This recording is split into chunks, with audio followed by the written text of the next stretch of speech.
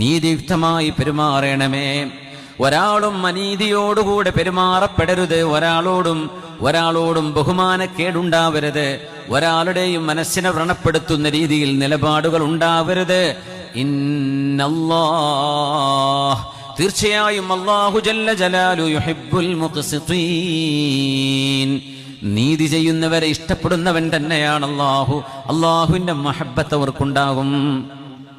ലോകത്ത് മനുഷ്യൻ ആഗ്രഹിക്കുന്നത് നീതിയാണ്. സമ്പത്തില്ലെങ്കിൽ സഹിക്കാം, ദാരിദ്ര്യമുണ്ടെങ്കിൽ സഹിക്കാം, രോഗമുണ്ടെങ്കിൽ സഹിക്കാൻ പറ്റുമെന്നാൽ ഒരാളോട് അനീതി ചെയ്യപ്പെട്ടാൽ, അതിക്രമം ചെയ്യപ്പെട്ടാൽ, മനുഷ്യന്റെ വികാരം വ്രണപ്പെട്ടു കഴിഞ്ഞാൽ അവിടെ പ്രശ്നങ്ങളുണ്ടാകും. അല്ലാഹുവിന്റെ ആഹ്വാനമാണ്, ഒരാളുടെയും ഹക്ക് അതിക്രമിച്ചെടുക്കരുത്.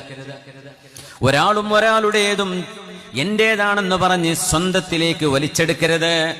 അല്ലാഹു നിങ്ങൾക്ക് വേണ്ടെന്ന് പറഞ്ഞു. മൻ അൻ വഹാത്തിൻ, എനിക്ക് വേണം എന്ന് അന്യായമായത്, ചോദിക്കാൻ പാടില്ലാത്തത് ചോദിച്ചു വാങ്ങുന്നതും, മൻ അൻ, മറ്റുള്ളവർക്ക് വകവെച്ചു കൊടുക്കേണ്ടത് കൊടുക്കാതെ പിടിച്ചു വെക്കുന്നതും, രണ്ടും എന്റെ ഉമ്മത്തികൾക്ക് വേണ്ട, ഒരിക്കലും ചെയ്യരുതേ എന്ന് നമ്മുടെ നേതാവ് മുഹമ്മദ് റസൂലുള്ളാഹി സ്വല്ലല്ലാഹു അലൈഹി വസല്ലം